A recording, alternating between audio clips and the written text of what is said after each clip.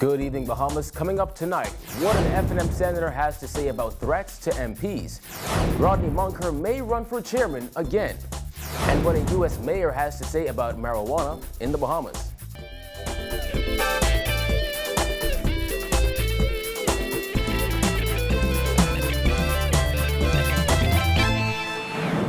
Welcome to our news. I'm Kyle Joaquin. Thanks for joining us.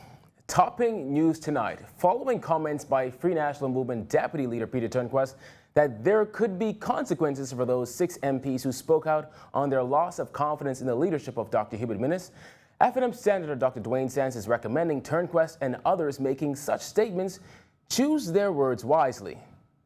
Ask Mr. Turnquest exactly what he meant about consequences. The leader would have said that the 6 dissident MPs will be dealt with. Again, I think we have to be very careful in the language that we choose and remember that we're all on the same team. The enemy politically is not other F&Ms. The enemy politically is the Progressive Liberal Party. The 6 MPs include Long Island MP Loretta Butler Turner, Central Grand Bahama MP Nico Grant, North Eleuthera MP Theo Neely, St. Anne's MP Hubert Chipman, Montague MP Richard Lightbourne, and Fort Charlotte MP Dr. Angie Rollins. Just this past week, Butler Turner announced her bid for leadership of the Free National Movement with Sands as her running mate, a bid that only needed confirmation after increased tension in the party spilled into the media. Now, while both lost for the same positions in the party's last convention, they are confident this time around is theirs. Finds a way to be bound together to go after the Progressive Liberal Party. If that happens, then we would have all accomplished something great. I certainly am going to work to make that happen.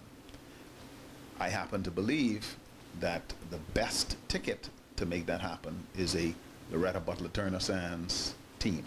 Well, activist Rodney Munker says he is considering running for the post of chairman in the party's upcoming convention. Munker, who ran for the chairman post earlier this year but lost to Sidney Colley, says he is still weighing his options. I have been contemplating running for chairman. I've not made a definitive decision. Munker says he will never rock with Doc and has not made up his mind about the Butler Sands team, as he is waiting to see how they plan to adequately address national issues and crime. The F&M's 3-day convention is scheduled to begin July 27th. Essentially, there's a lot of talk, and these are idle political talk.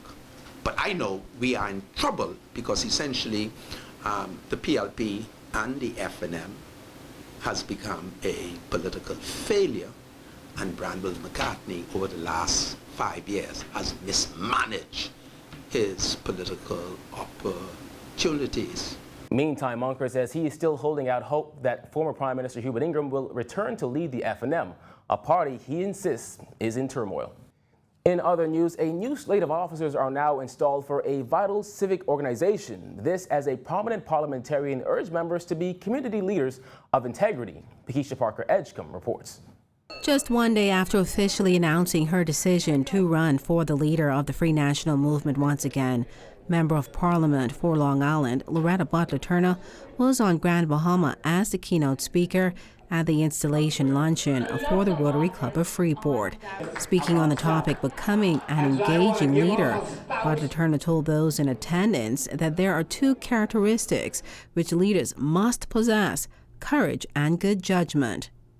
We need leaders in every national arena of life, including Rotarians, such as yourselves, who will join heads, hearts, and imaginations to confront our national challenges.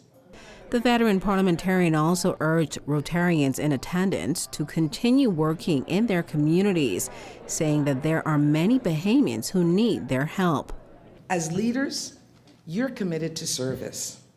You must also have the courage to speak up and speak on behalf of those who are voiceless or struggling or marginalized. You cannot allow those who cannot speak for themselves, who are disenfranchised, who are marginalized, to not have a voice. Using her life experiences as the basis for her remarks, Butler Turner added that integrity is an essential part of being a leader and said that leaders must also be open-minded and ready to work. Whether we're civic, business, political, or, yes, religious, and you are leaders, we must summons the courage to do that what is right, and to ensure a better future for not just ours, but for future generations of Bahamians. And Aaron Cooper was installed as the Rotary Club of Freeport's 54th president, its youngest to date. Reporting from Grand Bahama for News, I'm Pakeisha Edgecombe. Does the average Bahamian understand the idea of a national development plan? That's a question we put to Dr. Nicola Virgil-Roll this past week. She's the director of the Economic Development and Planning Unit, also tasked with developing the National Development Plan, or Vision 2040. You know, we've tried our best to make sure that we reach the people. We understand that for a development plan really to be durable, we have to widely consult, and it has to be something that people connect with. So in all of our approaches, we've made sure to be as inclusive as possible. We've made sure that we include the political parties. All of them are very much aware of our work, are part of our steering committee. We make sure that we go out there in the public, on the Family Islands.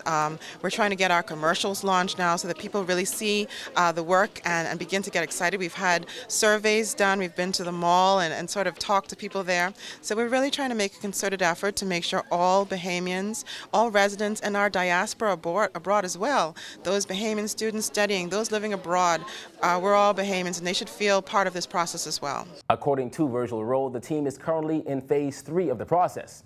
The first phase included the State of the Nation report, which was given by Prime Minister Perry Christie a few months back. Since then, consultations have been taking place throughout New Providence and the Family Islands. The consultation phase is ongoing, and then we're also doing our third phase, which is really the drafting of the National Development Plan. And so we're using this important workshop today, which is for senior government officials, permanent secretaries, deputy permanent secretaries, and undersecretaries, to really go through and validate some of the work that we have on governance and the public sector. So how much longer will the process of creating Vision 2040 actually take? We're looking to have a first draft for public consultation for the end of July. And then we go into national conclave where we say, here's our document, here's our first attempt at this. Now, can you tell us what's missing? What have we left out? What needs to be in there? What have we gotten wrong? You know, it's important to be as open and honest, as frank as possible. And then we go back and we revise for a final draft to be released in October.